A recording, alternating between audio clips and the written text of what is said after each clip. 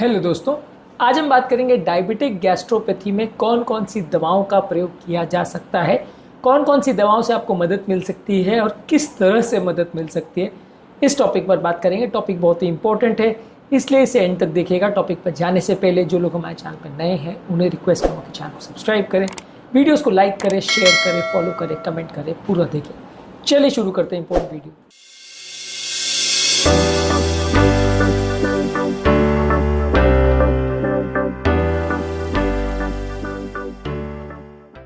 सबसे पहले prokinetic agent जो पेट की मोटिलिटी को बढ़ाते हैं। डायबिटिक गैस्ट्रोपैथी में सबसे बड़ा प्रॉब्लम ये होता है कि जो आपके जो आंतों की मूवमेंट है, जिसकी वजह से खाने को पुश मिलता है, खाना नीचे की तरफ जाता है, वो कॉम्प्रोमाइज़ हो जाता है, जिसकी वजह से आपका जो खाना एक तरह से पेट में फंस जाता है, आपको नौजिया वॉमिटिंग होने लगता है, पेट भारी होने लगता है, गैस का सेंसेशन होता है।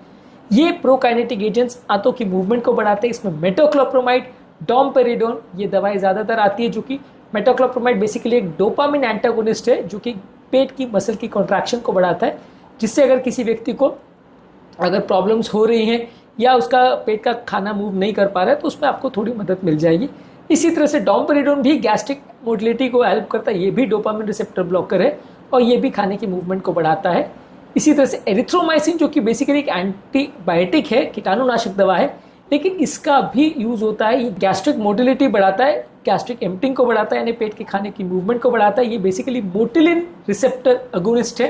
पेट में एक मोटिलिन रिसेप्टर होता है, उसको एक्टिवेट करता है, जिससे खाने की मूवमेंट बढ़ती है।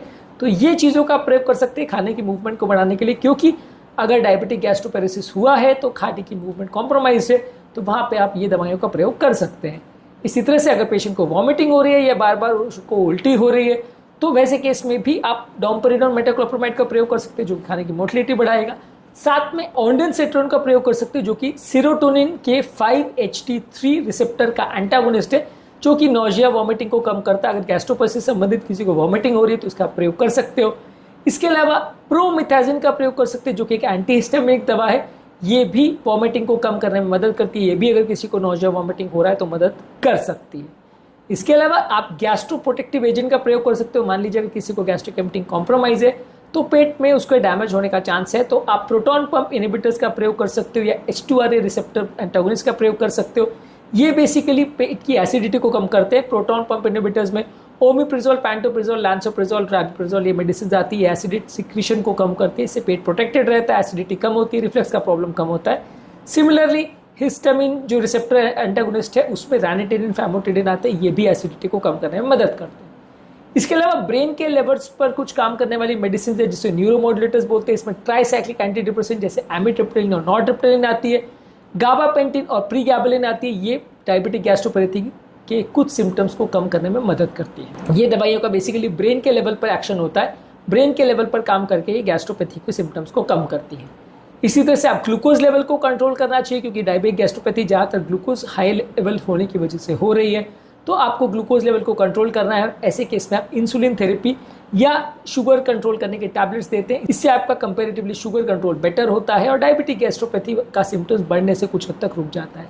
इसके अलावा अगर किसी को अगर पेट के एम्प्टिंग में प्रॉब्लम हो रही है या कोई स्पाज्म हो रहा है तो आप बोtulinum टॉक्सिन दे सकते हैं।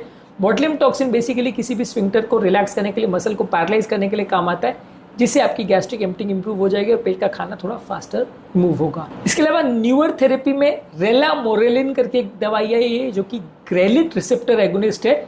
ये भी पेट की एम्प्टिंग को इंप्रूव करती है और आपके पेट के सिम्टम्स को कम करती है। रेलामोरेलिन नई दवा है, ग्रेलिन रिसेप्टर एगोनिस्ट है। ये भी गैस्ट्रिक एम्प्टिंग को कम करने में मदद करती है। कॉमनली अवेलेबल अभी तक मार्केट में मैंने इसे नहीं देखा, लेकिन ये फिर भी एक दवा है जो अगर गैस्ट्रिक एम्प्टिंग का प्रॉब्लम है उसमें कम कर सकती है। इसके अलावा कुछ इंपॉर्टेंट टिप्स है कि खाना कम मात्रा में खाएं, थोड़ी थोड़ी मात्रा में बार बार खाना खाएं, बहुत ज़्यादा मात्रा में एक बार में खाना नहीं खाएं, नहीं तो आपको प्रॉब्लम ज़्यादा होगी। खाने में बहुत ज़्यादा फैट नहीं लें, बहुत हाई फाइबर नहीं लें, बहुत ज़्यादा पानी पिएं और लिक्विड फॉर्म में ज़्यादा खाने को लें, तो ये आपके गैस्ट्रोपैथी के सिम्टम्स को कम करने में कुछ हद तक मदद करेगी। आज के टॉपिक में हमने बात करी डायबिटिक गैस्ट्रोपैथी के पेशेंट्स में क्या क्या दवाइयों का आप प्रयोग कर सकते हैं, वो दवाई किस किस तरह से आपकी मदद कर सकती है। उम्मीद करूंगा कि आज के टॉपिक में कुछ नया जानने को मिला होगा। डायबिटिक गैस्ट्रोपैथी संबंधित हमने और भी काफ़ी वीडियोस किए, इसमें क्या टिप्स रहते हैं, डाइटरी टिप्स क्या हैं, सिम्टम्स क्या हैं और खाने पीने में क्या मॉडिफिकेशन करनी चाहिए, सारे हमने सेपरेट वीडियोज़ में कवर किए। सभी वीडियोज़ आपके लिए यूज़फुल होंगे यदि आपको डायबिटीज़ है। टॉपिक एंड करने से पहले जो लोग हमारे चैनल पर नए हैं उन्हें रिक्वेस्ट करूँगा कि चैनल को सब्सक्राइब करें, वीडियोज़ को लाइक करें, शेयर करें, फॉलो करें, कमेंट करें, पूरा